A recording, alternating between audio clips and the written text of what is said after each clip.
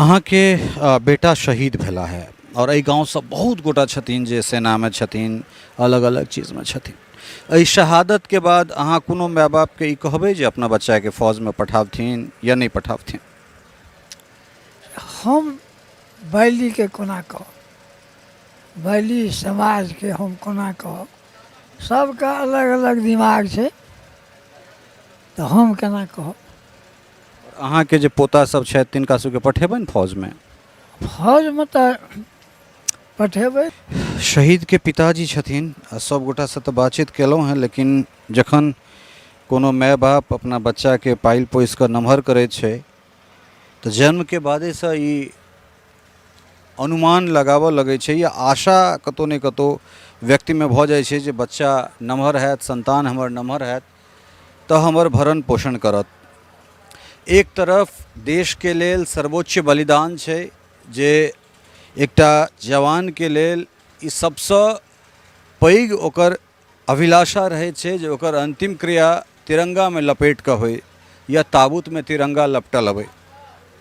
तो दोसर तरफ एकटा पिता के लेल सबसँ पैघ जीवन के दुख छै जे अपना रहैत बेटा के अर्थी के कंधा देबऽ पड़े। लेकिन ई गौरव करे वाला बात छै जे पूरा वातावरण तिरंगा में लपटल ओहि बेटा के जयघोष करते। ई तो तमाम तरह के चीज भेल कहे के लेल। एकटा बाप के की व्यथा छनि या की चीज छनि से हम जानना चाहै छी। शब्द हमरा लग नहीं है, सवाल पूछनाइ हमरा सबके काज छी तऽ नीक अधलासों से हमरा सबके सवाल पूछे पड़त।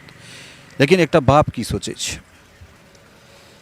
बाप तो आब इएह सोचै छै जे सरकार सर्विस दो ओकरा बेटा के,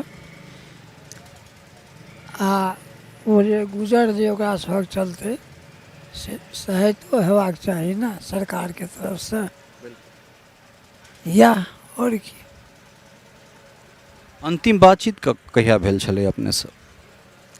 हमरा तो गाँव से जे गेलै तही में जे एहिठाम बातचीत भेलै, तकर बाद बातचीत नहीं भेलै। परिवार सबसे, माय से, भौज से गप होइ छलै, हमरा से नहीं भेलै।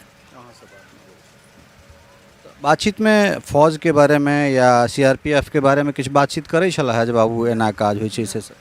कहियो कहियो 20 बरख लऽ नौकरी करै छलै, एहि विषय में किछो नहीं। आ हम पूछबो नहीं करै छै कते पाइ भेटै छै या नहीं भेटै छै या की करै छै। हमरा सब दुनू प्राणी के एहिसँ कोनो मतलब नहीं। या तो अपने सबटा अबै छलै घर पर तो अपने मोने सबटा करै छलै। जाय काल में जहन जाय लगै छलै एहिठाम से तो जे बचलै 1000 2000 कि 5000 कि 10,000 अपन दए देलकै जे काज करब, रखने रहब घरक काज करब। यह स्थिति छलै हमर।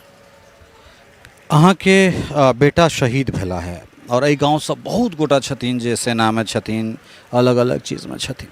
एहि शहादत के बाद अहाँ कोनो माय बाप के ई कहबै जे अपना बच्चा के फौज में पठावथिन या नहीं पठावथिन? हम बैली के कोना कहब, बैली समाज के हम कोना कहब?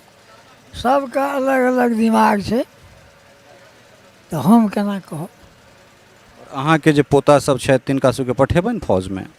फौज में तो पठेबै, लेकिन ई जे अहाँ के बंदूकधारी छै एहिमे नहीं। ऑफिसर बना कऽ दोसर लाइन क्लर्क छै, आ कि कोनो तेहन जो निकलतै तो बढ़िया हेतै तो अपन ऊपर जेतै, से तो अपन पढ़तै लिखतै तखने हेतै, प्रयास करतै तखने। लेकिन तत्काल जे छै से अहाँके जेना ई बच्चा छै क्लर्क लाइन में जो जेतै तो जाय देबै। बंदूक नहीं उठबै लग? दूटा कांड भए गेलै या 1 महीना के अंदर। हाँ, एकटा ओ भवानीपुर वाला। ई शहीद के पिता के ई बयान छलनि हैं जे बच्चा के जाय तो देबै, लेकिन हाथ जोड़ के कहलथि है जे बंदूक उठबै वाला में नहीं जाय देबै। वह के जे कोनो क्लर्कियल विंग हेतै या कोनो एहन तरहक हेतै जाहिठाम देश के सेवा दऽ सकै ताहिमे कोनो गुरेज नहीं छै। लेकिन 1 महीना के अंदर में एहि परिवार में 2टा घटना भऽ गेलै। भवानीपुर के जे शहीद राजेश कुमार झा ओहो हिनके परिवार के जे छै से छलखिन हैं, नतीन जमाय छलखिन हैं। राजेश जी के बाद फिर ई अजय जी के जे घटना छै से बड़ा दुखदायी घटना छै और बनल छी हमहूँ सब एहि घटना के टोटल खबर लऽ कऽ अपने लोकनिक बीच।